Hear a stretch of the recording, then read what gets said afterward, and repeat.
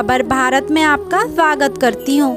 आइए सुनते हैं एक कहानी जिसका शीर्षक है किस्मत के भरोसे मत बैठो, अपनी किस्मत खुद लिखो।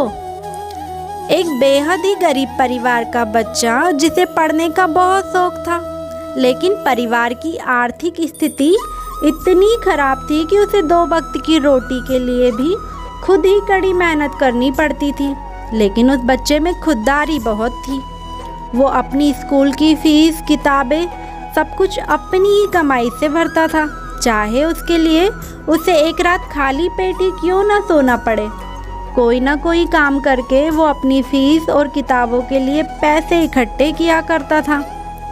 छात्र की ईमानदारी और अच्छाई को देखकर स्कूल के कुछ बच्चे उससे जलन करने लगे। एक बार उन बच्चों ने उस छात्र को चोरी के इल्ज़ाम में फंसाने का सोचा। उन्होंने स्कूल के प्रिंसिपल से जाकर उस छात्र की शिकायत कर दी कि वो हमेशा दूसरों के पैसे चुराता है। पैसे चुराकर वो स्कूल की फीस भरता है और किताबें खरीदता है। बच्चों ने प्रिंसिपल से छात्र को उचित दंड देने के लिए भी कहा। प्रिंसिपल ने बच्चों से कहा कि वो इस बात की जांच करेंगे और दोषी पाए जाने पर उसे उचित दंड भी मिलेगा। प्रिंसिपल ने छात्र के बारे में पता लगवाया तो उन्हें मालूम पड़ा कि वो स्कूल के बाद खाली समय में माली के यहाँ सिंचाई का काम करता है। उस काम से जो पैसे मिलते हैं वो उससे अपने स्कूल की फीस भरता है और किताबें खरीदता है। अगले दिन प्रिंसिपल ने उस बच्चे को सबके सामने बुलाया और उससे पूछा कि तुम्हें इतनी दिक्कत होती है तो तुम अपने स्कूल की फीस माफ़ क्यों नहीं करवा लेते हो।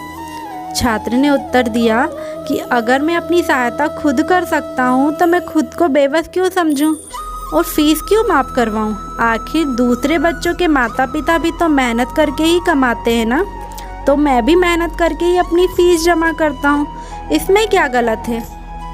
वैसे भी आपने ही तो सिखाया है कि कर्म ही सबसे बड़ी पूजा होती है। छात्र की ये बातें सुनकर प्रिंसिपल का सर भी गर्व से ऊंचा हो गया और दूसरे बच्चों को बहुत शर्मिंदगी हुई। ये बच्चा कोई और नहीं बल्कि महान लेखक बंकिम चंद्र चट्टोपाध्याय थे। उन्होंने आगे चलकर बंगाल के शिक्षा संगठन के डायरेक्टर का पद संभाला। बंकिम चंद्र चट्टोपाध्याय की ये कहानी हमें सिखाती है कि परिस्थितियाँ कितनी ही विपरीत क्यों न हो, खुद पर भरोसा रखें और कर्म करते रहें। आपकी मेहनत एक दिन रंग जरूर लाएगी। इसीलिए बेबस होकर भाग्य के भरोसे कभी मत बैठो, बल्कि अपने कर्मों से अपना भाग्य खुद तैयार करें।